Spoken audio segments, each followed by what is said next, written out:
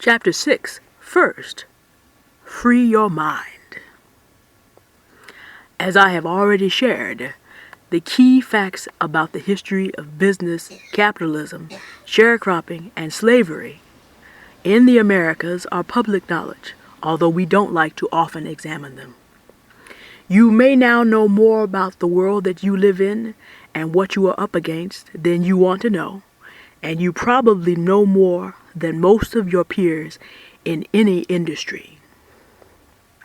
What you know is ugly stuff, but without the gloom, the gleams of hope would not seem so bright.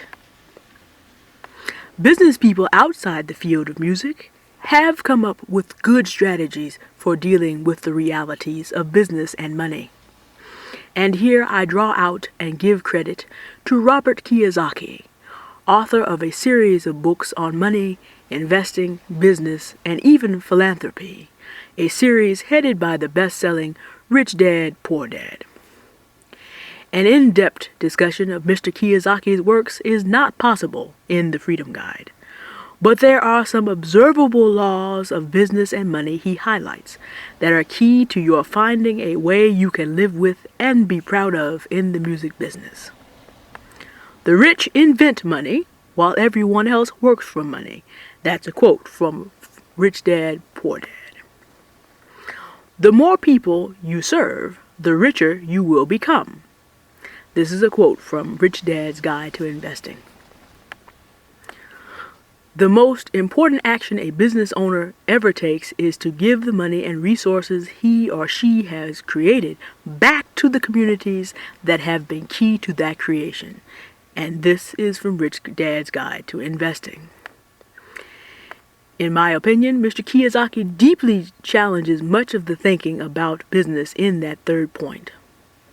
For you, as a music creator and recreator, that third point translates to you at least giving proper credit to the people and communities that created or influenced the music you work with. We will take that up in detail in Appendix A. But think about this. The music industry's refusal to fairly share the profits of music sales with music creators and recreators has damaged the entire music industry, as artists have found other ways to get music to their fans, and fans have found ways to get music and support artists without buying CDs.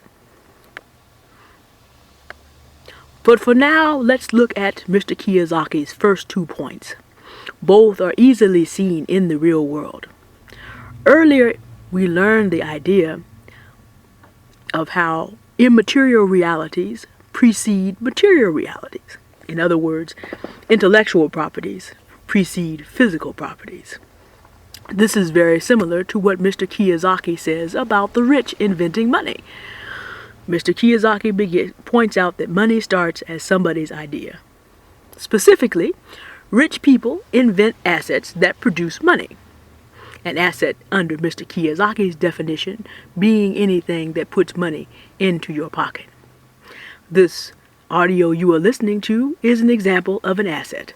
It started as an idea, became a book, now has become an audio series, and is now generating money for me. You did pay for this recording, didn't you? But at the same time, it can become an asset for you, since you will be able to now use this book to better your chances of earning money with your music. How this audio and the book becomes an asset for you depends on how your mind sees ways to use it. As Mr. Kiyosaki often hints, your mind is the real asset from which your other assets and your money will come, or not. Mr. Kiyosaki's point about becoming richer as you serve others is also easy to observe as an operating reality of business. Fast food companies and the music industry serve millions and millions of people every day. Ever notice how rich they are? This also clarifies your own path as a musician.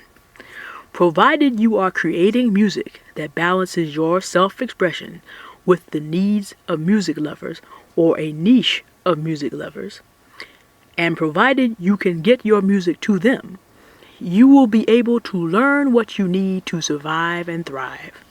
In other words, you will be using your assets to invent money and resources for yourself by meeting the needs of others. But nobody said this was going to be easy.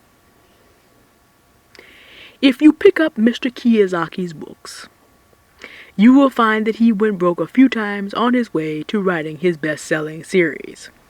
It took him a good while and a lot of failures to take his intellectual property, a book as contrasted with your music, and get it to where it could serve others and make him very wealthy. You may expect similar struggle, but in the remainder of the Freedom Guide, you will learn of resources that could make your way easier. What I want you to take away from this section is that the money and resources you need to follow your calling are as limitless as your ability to perceive and your willingness to use them. This book is going to share some of the possibilities with you. It's up to you to go out